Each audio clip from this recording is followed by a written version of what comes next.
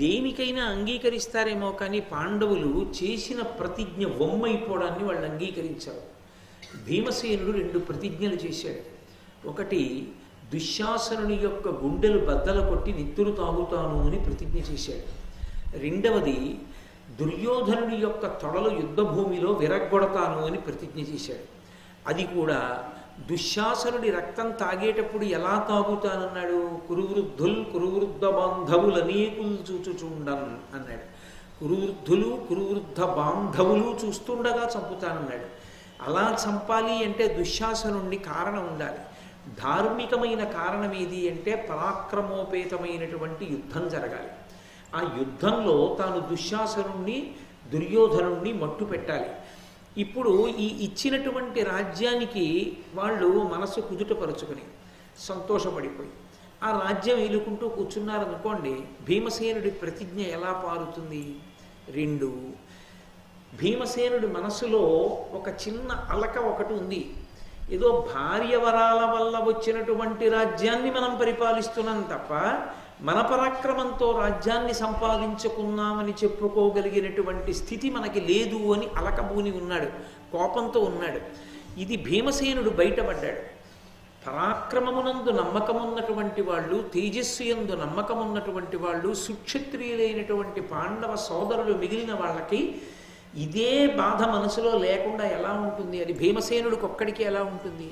గాంధీవం చేతిలో ఉన్నటువంటి అర్జునుడు అంత విలువిద్య కలిగినటువంటి వాడు, శత్రువీరుల్ని దునుమాడగలిగినటువంటి వాడు, ఇంత పరాక్రమోపేతుడై కూడా అన్నగారి మాటకి కట్టుబడి అన్నగారు తనని పందెం ఒడ్డిన కారణం చేత బానిసగా దాసుడిగా అంగీకరింపబడినప్పటికీ కూడా అది ఎంత కపటద్యూతమైనప్పటికీ తర్వాత భార్య వలన రాజ్యమును పొంది దానితో సరిపెట్టుకుని సంతోషంగా జీవితం గడపడం అనేటటువంటి విషయం అర్జునుడికి పొసగదు, నకుల సహదేవులకు పొసగదు. కాబట్టి ఇప్పుడు ఈ రాజ్యం ద్రౌపదీదేవి వరాల వలన వచ్చింది అనేటటువంటి మాట పోవాలి. ఈ మాట పోయి తమ పరాక్రమంతోటే రాజ్యాన్ని సంపాదించుకున్నామనేటటువంటి కీర్తి మళ్ళీ రావాలి. అటువంటి అవకాశం ఎలా వస్తుంది? తమ్ముళ్ళ మనసులో ఉన్నటువంటి బాధని గమనించి ఉన్నాడు ధర్మరాజు గారు. కానీ నిన్నను మీకు నేను సంస్కృత భారతంలో వ్యాసహృదయం గురించి చెప్పాను. తనంత తానుగా కయ్యానికి కాలు దువ్వడం, అది ఈశ్వరానుగ్రహంతో అలా కలిసి రావాలంతే. కాబట్టి ధర్మరాజు గారు ఎదురు చూస్తున్నాడు. ఎవడు ధర్మాన్ని పట్టుకున్నాడో వాడికి అవకాశం తనంత తానుగా వస్తుంది. అది ఎవరు ఈ వీళ్ళని మట్టు పెట్టాలనుకుంటున్నారో, ఎవరు పాడు చేయాలనుకుంటున్నారో పరమేశ్వరుడు వాళ్ళ చేత పొరపాటు చేయిస్తాడు. పొరపాటు చేయించడం అన్న మాటకు అర్థం ఏమిటి? బుద్ధి వక్రించడం. బుద్ధి సక్రమమైన నిర్ణయం చెయ్యదు. బుద్ధి సక్రమమైన నిర్ణయాన్ని చేయించని కారణం చేత ఒక చిన్న పొరపాటు వల్ల మొత్తం కథ మారిపోతుంది. అది ఎక్కడ జరుగుతుంది అంటే ధర్మాన్ని ఎవడు పట్టుకొని ఉన్నాడో వాడి యొక్క బుద్ధి యందు అటువంటి వైక్లభ్యము సంభవించదు. ఎవడు ధర్మాన్ని విడిచిపెట్టేశాడో, అధర్మాన్ని పట్టుకున్నాడో వాడి బుద్ధిలో మాత్రం అటువంటి తత్తరపాటు కలుగుతుంది. ఆ తత్తరపాటు వాడికి ప్రతికూలంగా, శత్రువులకు అనబడిన వాడికి అనుకూలంగా పనిచేస్తుంది. మీకు నేను ఒక ఉదాహరణ చూపించాలి అంటే, శకుని ఎంతో జాగ్రత్తగా ప్రణాళికా నిర్మాణం చేశాడు. కపటద్యూతానికి అన్ని ఏర్పాట్లు చేశాడు. దుర్యోధనుడికి 1కి 10 మార్లు చెప్పాడు. నీకెందుకు 3 లోకాల్లో నన్ను గెలవగలిగిన వాడు లేడు, నేను ధర్మరాజు గారిని బాగా ఉసిగొల్పి రెచ్చగొట్టి ఆయనకి సంబంధించిన సమస్త వైభవాన్ని నీకు కట్టబెడతానన్నాడు. ఇన్ని చేసినటువంటి శకుని చాలా జాగ్రత్తగా రెచ్చగొట్టాడు ధర్మరాజుని. రెచ్చగొట్టి అన్నిటినీ తనవిగా తీసుకున్నాడు. ఒక్కచోట పొరపాటు పడ్డాడు. ఆ ఒక్కచోట ధర్మరాజు గారి యొక్క వ్యూహమే ఫలించింది. శకుని యొక్క వ్యూహం విఫలమైపోయింది. ఎక్కడ? ధర్మరాజు గారు ద్రౌపదీదేవిని పందెం ఒడ్డి తర్వాత తనని తాను ఒడ్డుకునుంటే ద్రౌపదీదేవి దాసి అయిపోయింది. దాసి అయిపోతే నన్నోడి తన్నోడెనా, తన్నోడి నన్నోడెనా అన్న ప్రశ్న లేదు. ఆ ప్రశ్న లేకపోతే ద్రౌపదీదేవి గురించి పెద్దలందరూ అంత బాధపడవలసిన అవసరం లేదు. అప్పుడు దీనికి అంతటికీ కారణం ధర్మరాజు అయి ఉండేవాడు. ధర్మరాజు అయ్యుంటే కథ ఇంకొకలా తిరిగేది. అధర్మంతో కూడిన పని చేశాడు కాబట్టి కట్టి కుడిపేసేది ధర్మరాజుని. ధర్మరాజు బుద్ధి సక్రమంగా పనిచేసింది. పులకాంత మహాపతివ్రత నా భార్య, ఆమెను ఒడ్డనన్నాడు. అందుకని నలుగురు తమ్ముళ్ళ నుండి తనని తాను ఒడ్డుకున్నాడు. అప్పటి వరకు అంత జాగ్రత్తగా రెచ్చకొట్టి పాచికలు విసిరేసి వడ్డించిన శకుని నాలిక కరుచుకున్నాడు. అన్నీ ఓడిపోయానని ధర్మరాజు కూర్చున్నాడు.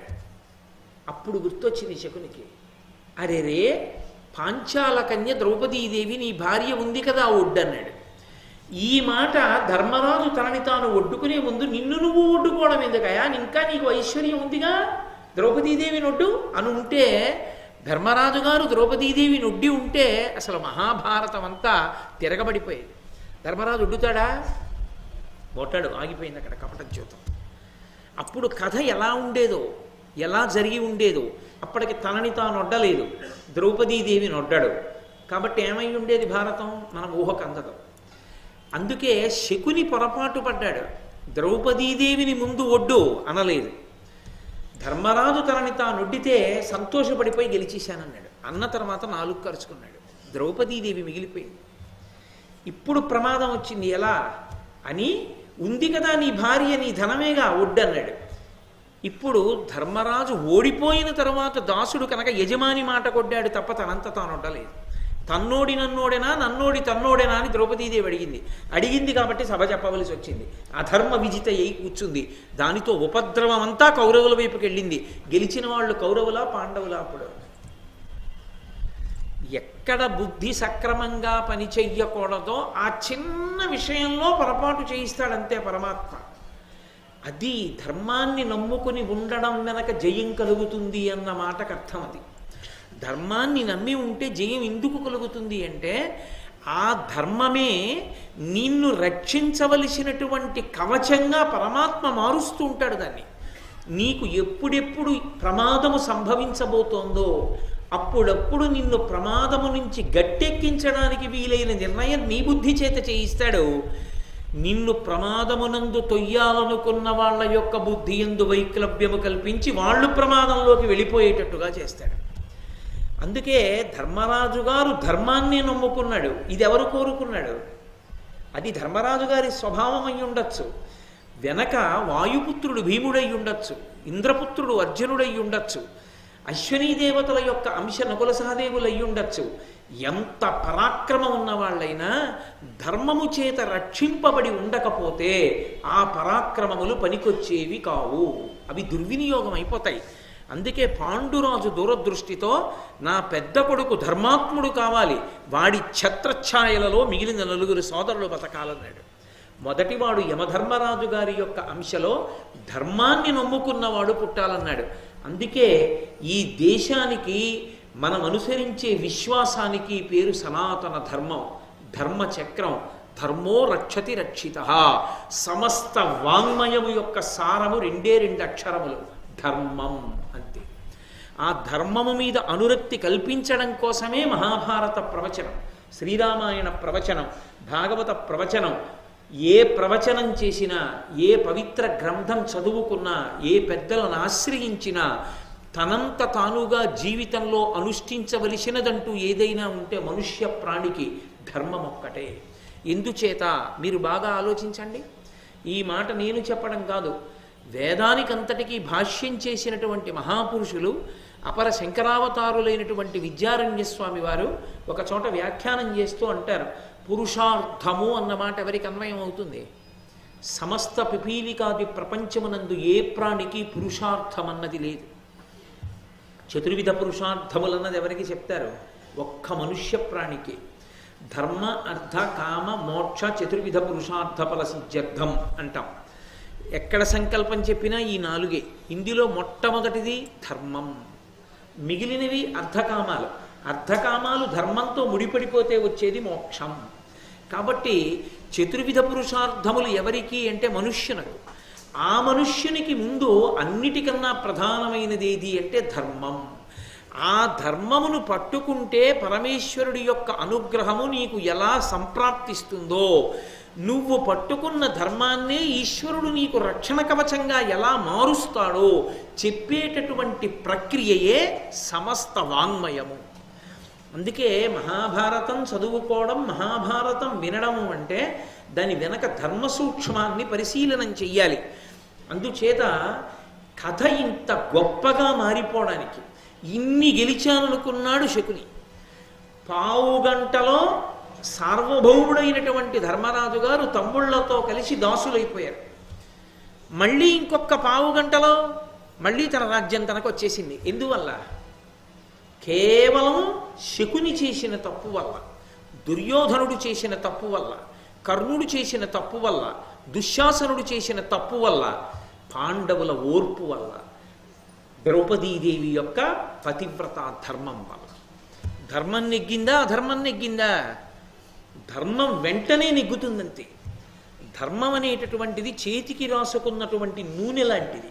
అది చేతికి ఉండగా పనసపండు కొట్టినా చేతికి అంటుకోదు.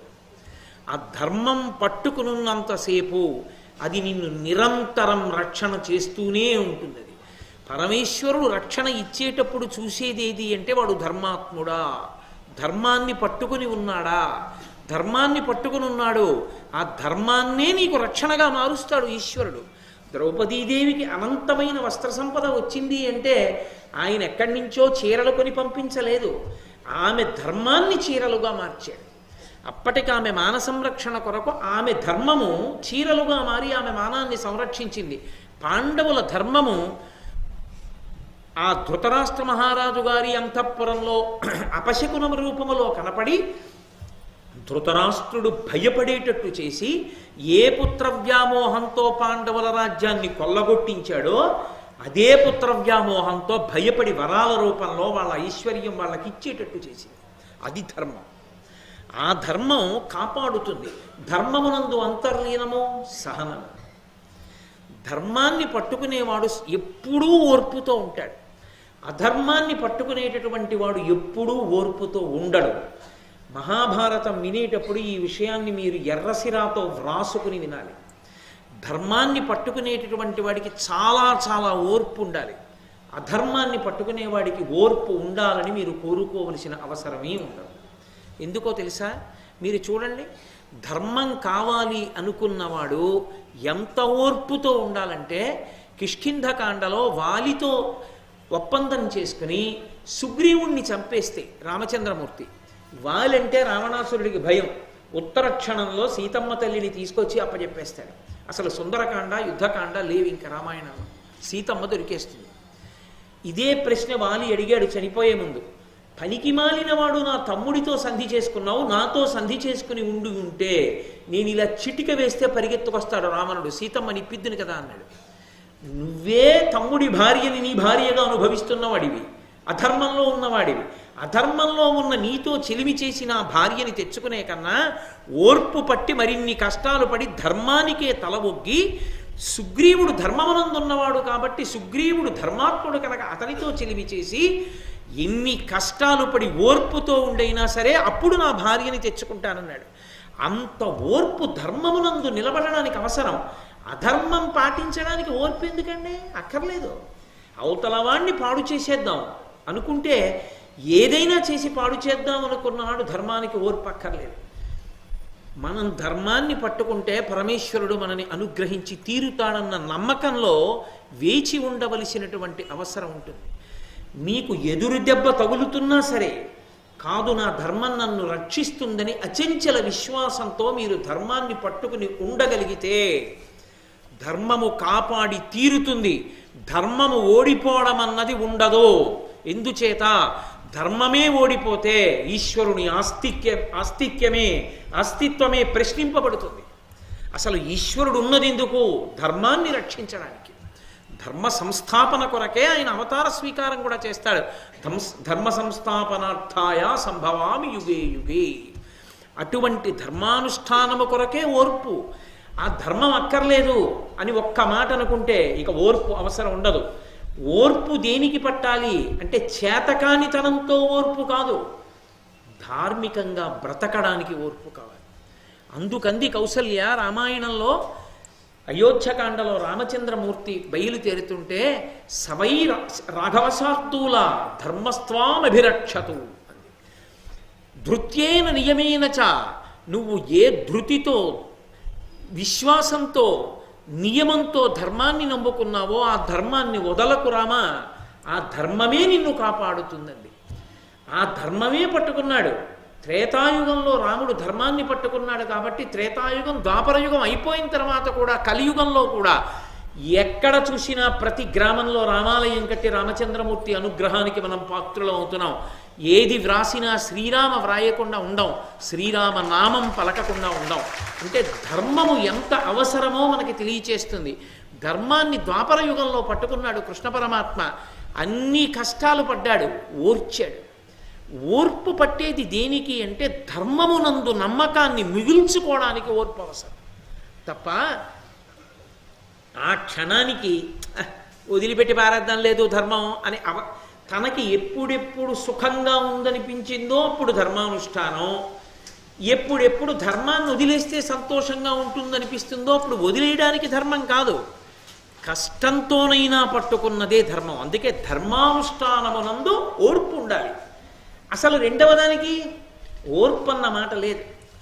అందుకే సహనము చాలా గొప్ప గుణము. దేని చేత అంటే కేవలము ఓర్చాడు కాబట్టి కాదు, ధర్మబుద్ధితో ఓర్చాడు కనుక. అది అక్కడ ఓర్పు యొక్క గొప్పతనం భారతీయత యందు ప్రకాశించడానికి వైభవం అక్కడుంది. అందుచేత మహానుభావుడైనటువంటి ధర్మరాజు తమ్ముళ్ళ యొక్క హృదయం కనిపెట్టలేడా? నా తమ్ముళ్ళకి ఇష్టం లేదు ఈ రాజ్యాన్ని అనుభవించడం, నేను ఈ జూదానికి బయలుదేరే పర్యంతము నా తమ్ముళ్ళు సంతోషంగా ఉన్నారు రాజులుగా, ఇప్పుడు రాజులే, కానీ వాళ్ళకి సంతోషంగా లేదు.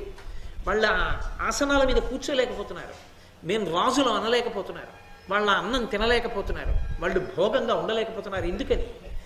ఇంత క్షాత్రం ఉండి భార్య వరాలు అడిగితే వచ్చిన రాజ్యానికి ప్రభువులం తప్ప మా క్షాత్రంతో వచ్చిన రాజ్యం కాదని సతమతం అయిపోతున్నారు.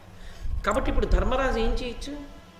మళ్ళీ ధృతరాష్ట్రుడి దగ్గరికి వెళ్ళి నువ్వు ఇచ్చిన రాజ్యం మాకు అక్కర్లేదు, నువ్వే తీసుకో, మేమిప్పుడు మీతో యుద్ధం చేసి రమ్మను దుర్యోధనుడిని, మేము యుద్ధం చేసి మిమ్మల్ని నిహతుల్ని చేసి సామ్రాజ్యం పుచ్చుకుంటాం అనొచ్చు. అలా తొందరపడితే ఇంకా ధర్మం ఎక్కడుంది? నిన్న పెద్దనాన్నగారి మాట మన్నించి పుచ్చుకున్నావా? ఇవాళ తమ్ముళ్ళకి ఇష్టం లేదు కాబట్టి పెద్దనాన్నగారు కాదా? ఇవాళ తిరగబడి చంపేస్తానంటావా? ఇంకేం ధర్మం? ఎవరికి ఆదర్శం? ఎలా నిలబడుతుంది భారతం? దేని కొరకు ప్రవచనం చేస్తారు? ఎందుకు మహాభారతం పుస్తకం కొరకు ఇంట్లో పెట్టుకుని పువ్వు పెడతారు? దేనికి నీరాజనం ఇస్తారు? ఎందుకు తల మీద పెట్టుకుంటారు? తల మీద ఎందుకు పెట్టుకున్నారంటే పెద్దనాన్నగారి మాటని గౌరవించడం ధర్మం. పెద్దనాన్నగారు గౌరవించి వరాలు ఇచ్చాడు. పెద్దనాన్నగారి తప్పుని ధర్మరాజు ఎంచకూడదా? ఎంచవచ్చు, కానీ తండ్రి కన్నా పెద్దవాడు. ఆయన తప్పు చేశాడేమో కొడుకుల పట్ల, ఆయన ధర్మం తప్పాడేమో. పెద్దనాన్నని తప్పు పడితే తాను ధర్మం తప్పినట్టు. అందుకే తన ధర్మము తాను తప్పడు. ధర్మము అవతల వారిని బట్టి నీ ధర్మం ఉండదు, నిన్ను బట్టి నీ ధర్మం. నేనన్న మాట మీరు బాగా పట్టుకున్నారో లేదో? అవతల వారిని బట్టి మీ ధర్మం ఉండదు, మిమ్మల్ని బట్టి మీ ధర్మం ఉంటుంది. నేను మీకు ఒక ఉదాహరణ చెప్పాలి అంటే, మా నాన్నగారు నన్ను చూసినప్పుడల్లా పనికి మాలినవాడ. సాయంకాలం అయ్యేటప్పటికీ మహాభారతం అంటావు, రామాయణం అంటావు, సంధ్యావందనం అంటావు, పోతావు పంచె కట్టుకుని 2 గంటల సేపు ఉపన్యాసం చెప్తావు, ఓ రూపాయి ఆర్జించవు, దాని మీద ఓ పావలాకాసు పట్టుకో, ఎందుకురే చెడబుట్టావు, ఒక్క పావలా సంపాదించావు, ఎంత డబ్బు సంపాదించచ్చురా, ఇప్పటికీ ఎన్ని ఇళ్ళు కట్టచ్చురా, ఎందుకురే నీ పనికి మాలిన జీవితం అని తిట్టారనుకోండి. నాన్నగారండి ఆశీర్వచనం, మహదాశీర్వచనం నాన్నగారండి. ఈ ఆశీర్వచనం నాతో రామాయణం చెప్పిస్తోందండి అని నేను నమస్కారం చేసి వెళ్ళిపోయాను అనుకోండి, నేను ధర్మమునందున్నట్టు. నా తండ్రి యుక్తమైన అయుక్తమైన నన్ను తిట్టే అధికారం మా నాన్నగారిది. ఆయన తిట్టారు కాబట్టి నేను ఆయనకి నమస్కారం పెట్టనడం నాకు ధర్మం కాదు. తండ్రి కాబట్టి గౌరవించడం ఒక్కటే నా ధర్మం. ఆయన తిట్టారు కాబట్టి ఆయన్ని విమర్శించే హక్కు నాకు లేదు, అది నా ధర్మం. అవతల వారిని బట్టి నా ధర్మమా, నన్ను బట్టి నా ధర్మమా? నన్ను బట్టి నా ధర్మం. నేను కొడుకుని అంతే. నా తండ్రి నన్ను ఎలా నిందించే సందర్భం నాకు జీవితంలో ఏర్పడలేదు, ఏదో అన్నాను కానీ మహానుభావుడు, ఆయన మహాపండితుడు. నా 4వ ఏటనే ఆయన శరీరాన్ని విడిచిపెట్టేశారు. ఆయన్ని నింద చేస్తే నాకు మహాపాపం సంక్రమిస్తుంది. ఆయన్ని అనాలని నా ఉద్దేశ్యం కాదు, సభ మీద పెట్టకూడదు కనుక నా మీద పెట్టుకున్నాను ఆ ఉపమానాన్ని. దానికి నేను క్షమింపబడదను కాక. కాబట్టి తండ్రి దెబ్బలాడారని చెప్పి తండ్రిని నింద చేయకూడదు. తండ్రిని అలా నింద చేస్తే అది తన ధర్మం అవ్వదు, అది పుత్రధర్మం కాదు. తండ్రి కోపం వచ్చి మన ఎందు దోషం లేకపోయినా నాన్నగారు తిట్టచ్చు. తిట్టినా నాన్నగారండి నమస్కారం, నాన్నగారండి నా తప్పు ఉంటే తప్పకుండా దిద్దుకుంటానులేండి నాన్నగారండి అని ఊరుకోవాలంతే. ఏ తప్పు చేశారని మీరు తిడుతున్నారు, మీకు బుద్ధి లేదు నాన్నగారండి అనే అధికారం నాకు లేదు. ధర్మం అవతల వారిని బట్టి ఉండదు, ధర్మం నన్ను బట్టి ఉంటుంది. అందుకే ధర్మాన్ని అర్థం చేసుకోవడం చాలా కష్టం. అది భీష్ముడు అన్నది. ధర్మం అర్థం అవ్వడమే కష్టమైతే ధర్మ సూక్ష్మం అర్థం అవ్వడం మరీ కష్టం. కాబట్టి ధర్మము తన వైపు నుండి ఉంటుంది. పెద్దనాన్నగారు వరాలు ఇస్తానని, పెద్దనాన్నగారు ఉరై రాజ్యాలు తీసుకుపోండిరా, మీ రాజ్యం మీరు ఏలుకోండిరా అంటే అత్తేరి వీల్లేదు పెద్దనాన్నగారు, మేము యుద్ధమే చేస్తామండి అనడానికి కొడుకుగా అధికారం లేదు. అది ధర్మం కాదు, అది ధర్మమూర్తి అంటే ధర్మరాజు. బిచ్చం వేశాడు కదా అని ఎత్తుకుపోదామని ఎత్తుకుపోయిన వాడు కాదు. పోగొట్టుకున్న ధర్మానికి పోగొట్టుకున్నాడు, పుచ్చుకున్న ధర్మానికి పుచ్చుకున్నాడు. ధర్మం కోసం బతికాడు తప్ప ధర్మం వినా ఇంకొకటి ఆయన జీవితంలో కోరుకోలా. అందుకే మహితాత్ముడయ్యాడు. ఆనాటికి ఈనాటికి ఏనాటికి ఆయన పేరు చెప్పుకుని మనం ధర్మమునందు అనురక్తిని పొందుతాం. కాబట్టి అటువంటి ధర్మరాజుకి మనక్లేశాన్ని పరమేశ్వరుడు ఎందుకు మిగులుస్తాడు? మిగల్చడు.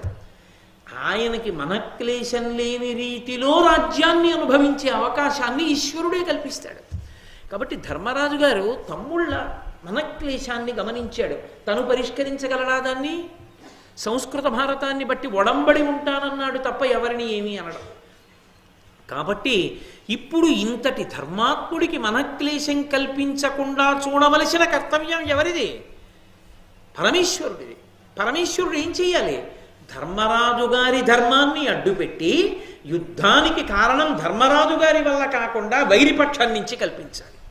అపకీర్తి వాళ్ళది కావాలి, కాలు దువ్విన వాళ్ళు కావాలి, అధర్మం వాళ్ళది కావాలి, ధర్మము సహనము ఈయనది కావాలి, రాజ్యము క్షాత్రబద్ధంగా ఈయన సంపాదించుకోవాలి. దానికి తగినట్టు ఏర్పాటు ఎట్నుంచి రావాలి? ఈశ్వరానుగ్రహంగా రావాలి. ఎలా రావాలి? ఈయన ధర్మమే అదిగా మారాలి. అందుకని వేచి ఉన్నాడు. అందుకని తాను తొందరపడడు. అది మహాభారతం నుండి మనం నేర్చుకోవలసిన సారాంశము అన్నదాని వెనక హృదయం అది. మహాపతివ్రత అయినటువంటి ద్రౌపదీదేవి ఒక్క మాట మాట్లాడితే నిలువున కాలిపోతారు దుర్యోధనాదులు. ఆమె మాట్లాడలేదా? కాల్చేయలేదా? కాల్చగలదు, చంపేయగలదు తన పాతివ్రత్యంతో. ఎందుకు మరి చంపలేదు? తన పాతివ్రత్య ధర్మానికి అనంతమైన చీరలు తెచ్చుకోగలిగిన తల్లి తన పాతివ్రత్యంతో ఒక్క మాట అని ధార్తరాష్ట్రుల వంశాన్ని నిర్మూలనం చేయలేదా? చెయ్యలేదు. ఎందుకు చెయ్యలేదో తెలుసా? తాను తన భర్తల చేత రక్షింపబడాలి. భర్తలు చేతకాని వాళ్ళై జూదంలో తమని తాము కోల్పోతే తనని తాను రక్షించుకుని వాళ్ళ శత్రువుల్ని తాను దునుమాడిందన్న కీర్తి తనకు అక్కర్లేదు. తన భర్తలు విజయం సాధించి తనని గౌరవించాలి, వారి భార్యగా గౌరవింపబడాలి తప్ప తనంత తానుగా శత్రువుల్ని దునుమాడకూడదు. అందుకే ఆమె ధర్మం ఆవిడ. ధర్మమే ప్రాతిపదిక. ధర్మం ఎక్కడుందో అక్కడ కృష్ణుడు ఉంటాడు, ఎక్కడ కృష్ణుడు ఉన్నాడో అక్కడ విజయం ఉంటుంది. కాబట్టి ఆయన ఎదురు చూస్తున్నాడు. ఈలోగా అసూయ కలిగినటువంటి వాడు తొందరగా విడిచిపెట్టేసేది ఏది అంటే ధర్మాన్ని. ధర్మాన్ని విడిచిపెట్టేయడానికి అత్యంత సులభ మార్గం ఏమి అంటే అసూయ. అసూయ అనేటటువంటిది ఎంత ప్రమాదకరమైన పనైనా చేయించేస్తుంది. ఇప్పుడు నాకు లేదండి అన్నారనుకోండి, నన్ను ఉన్నవాడిగా ఎలాగో అలా చేయొచ్చు. వాడికి ఉండకూడదండి అన్నారనుకోండి, ప్రమాదం వస్తుంది. నా దగ్గర 100 రూపాయలు ఉంటే బాగుండేదండి, నా దగ్గర లేవు 100 రూపాయలు అంటే మీరు 100 రూపాయలు లేవని బెంగ పెట్టుకోకండి, ఇదిగో ఇది ఉంచుకోండి అని నాకు ఏదో మా నాన్నగారో మా పెదనాన్నగారో మా పెద్దతండ్రి గారో ఉంచుకోరా అని 100 రూపాయలు నా జేబులో పెట్టారనుకోండి, నేను ఇప్పుడు 100 రూపాయలు ఉన్నవాడిని అయిపోతాను. కానీ ఎవరో ఒకరిని చూపించి వారు వెండి కంచంలో అన్నం తింటున్నారు, వాడు వెండి కంచంలో అన్నం తినడమే నాకు కిట్టదన్నాను అనుకోండి. ఇప్పుడు నాకు వెండి కంచం ఉంటే నా కోరిక తీరుతుందా? తీరదు. నాకు వెండి కంచం ఉండడం కాదు, నాకు కావలసింది అవతల వాడు వెండి కంచంలో తినకూడదు. ఇప్పుడు తేలిక మార్గం ఏమైపోతుంది? నేను ధర్మం తప్పిపోతాను. ఎందుకని నాకు వెండి కంచం రావడం కాదు, అవతల వాడికి వెండి కంచం ఉండకూడదు. వాడికి వెండి కంచం ఉండేటట్టు చేసిన వాడు పరమాత్మ, నీకు వెండి కంచం ఇచ్చిన వాడు పరమాత్మ. నీకు వెండి కంచంలో నువ్వు తిను, వాడు తింటున్నాడు వాడు తినకూడదని ఏడిస్తే నువ్వు పాడు చేయాలి. పాడు చేయగానే ధర్మం తప్పావు. అసూయ ఎక్కడుందో అక్కడ ధర్మం పోతుంది. దుర్యోధనుడు పాడైపోయాడు అసూయ వల్ల అని తీర్పు చెప్పి భారతం చదవడానికి కాదు. అసూయ ఏర్పడగానే ధర్మం పోతుంది. దాని వలన నేను కాదు, నా వెనక ఉన్న వాళ్ళందరూ పాడవుతారు. కాబట్టి వద్దు అసూయ, అది అత్యంత ప్రమాదకరమైన లక్షణం. కాబట్టి ఇంకొకరికి ఉంటే తాను సంతోషించగలిగిన లక్షణాన్ని పొందాడనుకోండి. అందుకే పరద్రవ్యానిలోష్టవత్ మన సనాతన ధర్మమునందున్న గొప్పతనం ఏమిటంటే, మీకు ఇలా ఉండండి అని చెప్పి వదిలేయదు. ఇలా ఉండండి అని నేను చెప్పాను అనుకోండి, ఎలా ఉంటానండి అని మీరు నన్ను అడగచ్చు కదా. ఏమండి మీరు ఇతరుల ద్రవ్యమునకు ఆశపడవద్దు అని నేను అన్నాను అనుకోండి, ఆశపడకుండా ఎలా ఉండాలండి అని నన్ను అడిగారు అనుకోండి, నేనేం చెప్పాలి? జవాబు చెప్తుంది పరద్రవ్యాని లోష్టవత్. నువ్వు అలా వెళ్ళిపోతున్నప్పుడు బోల్డ్ అన్ని గులకరాళ్ళు కనపడతాయి, అన్నీ ఏరి సంచిలోనో జేబులోనో వేసుకుంటున్నావా? గులకరాళ్ళు నీకెందుకు? ఇంకొకటి సొమ్ము గులకరాయది. అది వెండి కంచం కావచ్చు, బంగారు పట్టెడ కావచ్చు, నా దృష్టిలో గులకరాయి, నాకు అక్కర్లేదు.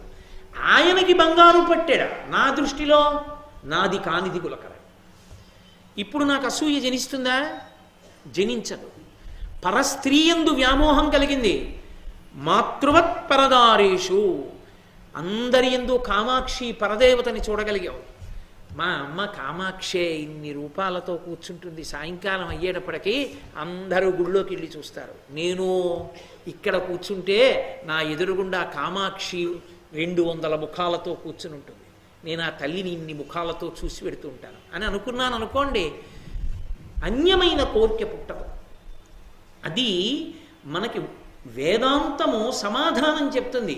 ఇలా ఉండు, నిన్ను అసూయ పట్టదు అని చెప్తుంది. అలా చెప్పేవాడు లేడా దుర్యోధనుడికి? చెప్పేవాడు ఎప్పుడూ ఉన్నాడు, విదురుడు వినడు. అంటే అసూయ కన్నా ప్రమాదకరమైంది ఏది? మాట వినకపోవడం. ఒకదానికన్నా ఒకటి ప్రమాదకరమైనది. అందుకే ఏది కానివ్వండి, అది భారతం కానివ్వండి, రామాయణం కానివ్వండి, భాగవతం కానివ్వండి, సందేశం అంతే. సీతమ్మైనా రామాయణంలో ఇదే అడుగుతుంది, ఇహ సంతో నవాసంతి సతోవా నానువర్తసే తథాహి విపరీతాతే బుద్ధిరాచారవర్జిత అని అడిగింది. చెప్పేవాళ్ళు ఎవరు ఇక్కడ లేరా? చెప్పినా నువ్వు విని ఆచరించవా? ఎక్కడుందిరా దోషం అని అడిగింది. చెప్పేవాడు లేకపోతే నా పుర్రెకి అలాగే తోచిందండి, చెప్పిన వాళ్ళు లేరు, పాడైపోయాననొచ్చు. చెబుతున్న విదురుడు ఉన్నాడుగా, మరి నువ్వెందుకు వినలా? చెప్పకూడని మాటలు చెప్తున్నటువంటి శకుని మొదలైన వాళ్ళ మాటలు ఎందుకు విన్నావు?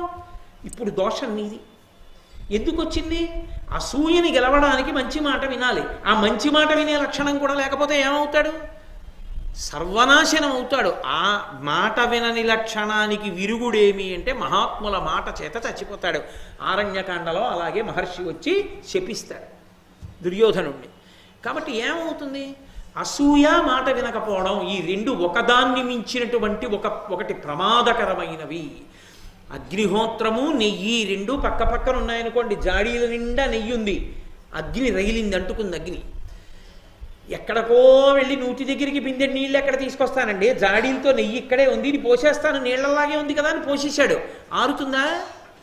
నెయ్యి పోసిన కొద్దీ అగ్ని రగిలినట్టు మాట వినడం అన్నది రానంత కొద్దీ అసూయ ప్రబలుతూనే ఉంటుంది. అసూయ ధర్మాన్ని విడిచిపెట్టడానికి కారణమవుతుంది. ధర్మాన్ని విడిచిపెట్టడం పరమేశ్వరానుగ్రహానికి దూరం అవడానికి కారణమవుతుంది. పరమేశ్వరానుగ్రహానికి దూరం అవడం పొరపాటు నిర్ణయాలు చేసుకోవడానికి కారణమవుతుంది. పొరపాటు నిర్ణయాలు పతనం అయిపోవడానికి కారణమవుతాయి. కాబట్టి ఇప్పుడు ప్రచోదనం అంతా, బుద్ధి ప్రచోదనం మంచిగా ఎటుంది? ధర్మజుడి వైపు ఉంది. ఎందుకని? ధర్మం పట్టుకున్నాడు. బుద్ధి ప్రచోదనంలో దోషమంతా ఎటు వస్తోంది? దుర్యోధనుడి వైపుకి వస్తోంది. ఎందుకు వస్తోంది? ధర్మం వదిలిపెట్టేస్తున్నాడు. కాబట్టి ఇప్పుడు ఈయన ఎలా మళ్ళీ మనకి క్షాత్రధర్మంతో రాజ్యం ఎలా వస్తుంది అని ధర్మరాజు గారు ఆలోచిస్తుంటే దుర్యోధనుడు అక్కడ బయలుదేరాడు. బయలుదేరి ఆయన అన్నాడు, ధృతరాష్ట్రుడి దగ్గరికి వెళ్ళాడు. వెళ్ళి, నాన్న ఎంత పని చేశావు, నన్ను సంప్రదించలేదు, ఇంత కష్టపడి కపటజ్యూతం ఆడాం, పాండవుల రాజ్యం అంతా సంగ్రహించాం, నువ్వు దేన్ని వదిలిపెట్టేశావో తెలుసా నాన్న? ఒక్క దెబ్బ కొట్టి వదిలిపెట్టేసిన త్రాచుపాములా ఉన్నారు నాన్న ఇవాళ పాండవులు. అది త్రాచుపాము అని తెలుసు, అది అలా వెడుతోంది, నువ్వు ఏమనకుండా ఊరుకున్నావు, గొడవలేదు. అది నిన్ను ఏమైనా చేస్తుందో చేయదో, పోతుందో వస్తుందో పరమేశ్వరుడికి తెలియాలి. కానీ నువ్వు ప్రయత్నపూర్వకంగా వెళ్ళి దాన్ని కొట్టగలను కదా అనుకుని నడుం మీదో దెబ్బ కొట్టావు, అది జర పాకుతూ ఎటు వెళ్ళిపోయింది, కనపడలేదు. ఇప్పుడు పామా భయంగా ఉండేది నువ్వా? పగయగలిగేదేవి పామున్న ఇంటిలో ఉన్న ఎట్లా కాక ఎట్టులుండు అంటాడు ఎదురు మహాభారతంలో మహానుభావుడు. ఒకసారి పాముని కొట్టి వదిలిన తరువాత అది ఊరుకుంటుంది, అది పగపట్టి తీరుతుంది. ఎప్పుడు ఎటు నుంచి వస్తుందో ఎవరికి తెలుసు. నాన్న కపటజ్యూతంలో మేము గెలిచి ద్రౌపదీదేవికి అంత పరాభవం చేసిన తరువాత వాళ్ళని వదిలేశాం. ఇప్పుడు వాళ్ళు ఊరుకుంటారా నాన్న? వాళ్ళు ఖచ్చితంగా యుద్ధానికి కాలు దువ్వుతారు. వాళ్ళు యుద్ధానికి కాలు దువ్వితే ఒరే నువ్వు వెళ్ళి కదవరా అంటావేమో, మా వల్ల అవుతుంది అనుకుంటున్నావా? ఇది దుర్యోధనుడికి ధృతరాష్ట్రుడికి తేడా. వాడి కడుపులో ఉన్న బాధ, వాడికున్న కాపట్యం, వాడికున్న దుర్గుణం, వాడికున్న అసూయ వాడు చెప్పేసుకుంటాడు. కానీ కొడుక్కి ఉపకారం చెయ్యాలనుకున్నటువంటి ధృతరాష్ట్రుడు చాలా మంచివాడిలా నటిస్తాడు. అంటే ఇప్పుడు దుర్యోధనుడి కన్నా ధృతరాష్ట్రుడికి ఎక్కువగా ఉన్న ఒక గుణం ఏమిటో తెలుసా? దుర్గుణం దంభం. దాన్ని వేదాంత శాస్త్రమునందు దంభము అంటారు. దంభము అంటే పైకి ఒకలా ఉంటాడు, లోపల ఒకలా ఉంటాడు. ఎలా ఉన్నవాడు అలా ఉన్నాడు అనుకోండి, కొంతలో కొంతవరకు పసిగట్టేయచ్చు. ఇప్పుడు చెడ్డవాడు చెడ్డమాటే మాట్లాడు, వీడు చెడ్డవాడండి దూరంగా పెట్టండి అనొచ్చు. మంచివాడిలా ఉంటున్నాడు అనుకోండి, ప్రమాదం. అందుకే దంభానికి ఉదాహరణ ఎవరిని చెప్తారంటే కొంగని చెప్తారు.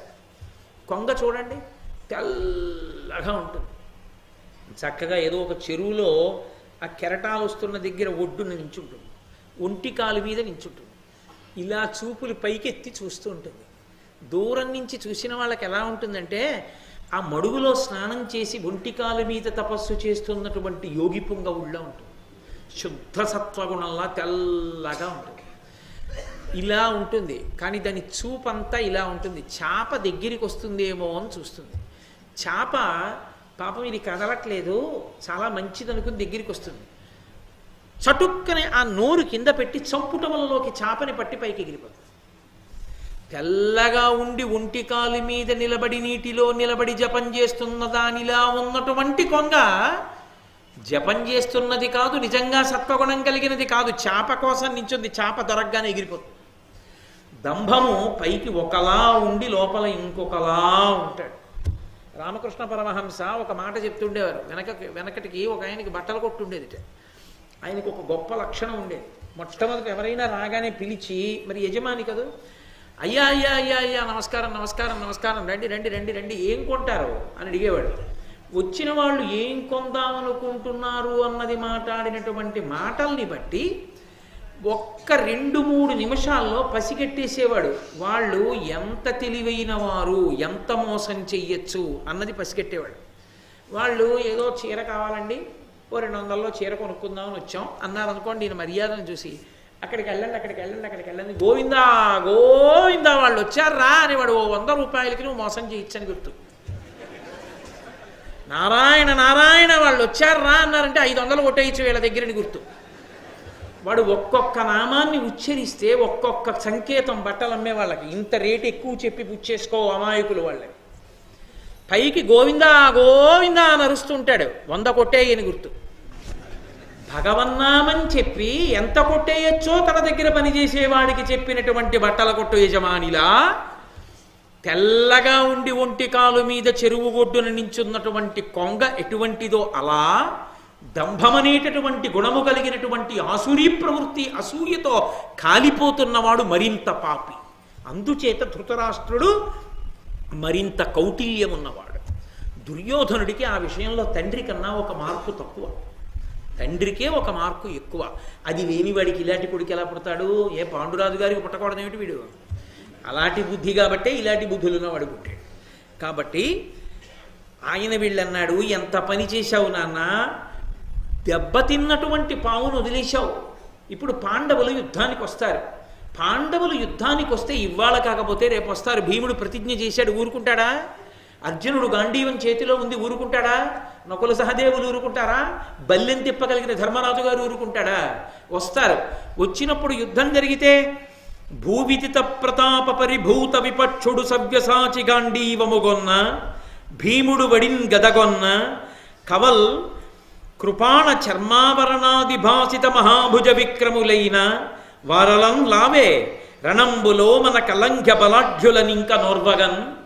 నాన్న వాళ్లే యుద్ధానికి వస్తే సమస్త భూమండలమునందు తన యొక్క ధనుర్విద్యయందు విక్రమముతో పరాక్రమంతో విజృంభించగలిగినటువంటి శక్తికి కీర్తి వహించినటువంటి ఆ అర్జునుడు సవ్యసాచి 2 చేతులతో బాణములు వేయగలిగినటువంటి వాడు గాంధీవాన్ని పట్టుకుని యుద్ధానికి వస్తుంటే భీముడు వడిన్ గదగొన్న, భీముడు చేతిలో గద పట్టుకుని యుద్ధానికి వస్తే కవల్ కృపాణ చర్మావరణాది భాసిత మహాభుజ విక్రములైన కవచకుండలాలతోటి చేతిలో కత్తులు పట్టుకుని నకుల సహదేవులు అశ్వినీ దేవతల యొక్క అంశలో పుట్టినటువంటి కవల పిల్లలు యుద్ధానికి వస్తే వారలన్ లావే, వారలని గెలవడం అంత తేలికైనటువంటి విషయమా నాన్న? రణంబులో మన కలంఘ్య బలాఢ్యులని ఇంక నోర్వగన్. వాళ్ళని గెలవడం ఎవరి తరం నాన్న? రెచ్చగొట్టి వదిలేశావు. మేమింత కష్టపడి సంపాదించాం, పెద్ద ఉదారుళ్ళ వరాలు ఇచ్చేసావు వాళ్ళకి రాజ్యం. ఇప్పుడు ఏం చేయమంటావు మమ్మల్ని అని అన్నాడు. అయిందేదో అయిపోయింది. ధర్మరాజు గారికి ఉండే వ్యసనం పోలేదుగా, రాజ్యం అంటే వచ్చింది కానీ. కాబట్టి ప్రాతికామినిచ్చి కబురు చేయి, విదురుడు వెళ్ళడిప్పుడు. సంస్కృత భారతంలో విదురుడు, భీష్ముడు వీళ్ళందరూ కూడా చాలా చెప్పారు అనుజ్యూతానికి పిలవద్దని, 2వసారి జూదానికి. తెలుగు భారతం ప్రకారం నాన్న అసలు ఆ జూద క్రీడయందు ఒకసారి అనురక్తి ఉన్నవాడు ఎన్ని అవమానాల పాలైపోయినా సరే వాడు మళ్ళీ ఆడడానికి వస్తాడు. కాబట్టి నాన్న ప్రాతికామినిచ్చి కబురు చేయి, విదురుడు వెళ్ళడు, ప్రాతికామితో కబురు చేస్తే వస్తాడు, అందుకని పంపించు నాన్న అన్నాడు. కొడుకు కోసం ఏమైనా చేసేస్తాడు కదా. ఇప్పుడు ఊరుకుంటే పాండవులు ఎదిరించి నిలబడితే తన కొడుకు నిలబడడం, అందుకని ప్రాతికామిని పంపించాడు. ధర్మరాజు గారు యుద్ధానికి, ధర్మరాజు గారు అనుజ్యూతానికి రావడానికి కారణం తెలుగు భారతం ప్రకారం అయితే జూద క్రీడయందు ఉన్నటువంటి అనురక్తి. సంస్కృత భారతం ప్రకారం అయితే తన తమ్ముళ్ళైనటువంటి భీమార్జునునకుల సహదేవులకి భార్య వరాల వల్ల ధృతరాష్ట్రుడిచ్చినటువంటి ఎంగిలికూడు తినడం ఇష్టం లేక క్షాత్రంతో సంపాదించాలి. వెళ్ళి రాజ్యాన్ని ఓడిపోతే ఈసారి క్షాత్రధర్మంతో సంపాదించుకోవచ్చు. ఈసారి మళ్ళీ ధృతరాష్ట్రుడు ఇవ్వడు. కాబట్టి వాళ్ళు పిలిచేది రాజ్యం కోసమే. కాబట్టి రాజ్యం పోతుంది. మళ్ళీ పోతే ఏమవుతుంది? మళ్ళీ వచ్చి క్షాత్రంతో యుద్ధం చెయ్యొచ్చు. యుద్ధం చేసి ఈసారి తాడో పేడో తేల్చుకుని సామ్రాజ్యాన్ని సంపాదించవచ్చు. అందుకని ఇప్పుడు ధర్మరాజు గారి కోరికని తీర్చింది ఎవరు? దుర్యోధనుడు తీర్చాడు. వాడి పుర్రెలోకి వచ్చిన అక్రమాలిన ఆలోచన ధర్మరాజు కోరిక తీర్చేసింది. నిజంగా దుర్యోధనుడు అడగలేదనుకోండి, తగినంత కారణం లేకుండా ధర్మరాజు నిష్కారణంగా ఎన్ని బలపరాక్రమాలున్నా యుద్ధానికి వస్తాడా? రాడు. ఎందుకంటే ఆయన ధర్మానికి కట్టుబడినవాడు. ఆయన ధర్మానికి కట్టుబడినవాడన్న విషయం తెలియదా దుర్యోధనాదులకు? చాలా బాగా తెలుసు. తెలిసినా ఎందుకు భయపడ్డారు అంటే, ఏమో ఆయన ఎంత ధర్మాత్ముడైనా ఏం జరుగుతుందో ఆ అనుమానం ఎందుకు? మనం ధర్మాత్మలం కాం కదా, అది ఏ పని చేయిస్తుందో ఈ అనుమానం ఏం చేసింది? ధృతరాష్ట్రుడి దగ్గరికి వెళ్ళి ప్రాతికామిని పంపించేటట్టు చేసింది. ధర్మరాజు గారు ఆ ఆహ్వానం వినగానే గబగబా తన తమ్ముళ్లతోటి, ద్రౌపదీదేవితోటి, ధౌమ్యుడితోటి, కొద్ది పరివారంతో కలిసి మళ్ళీ జూదం ఆడడానికి వచ్చాడు.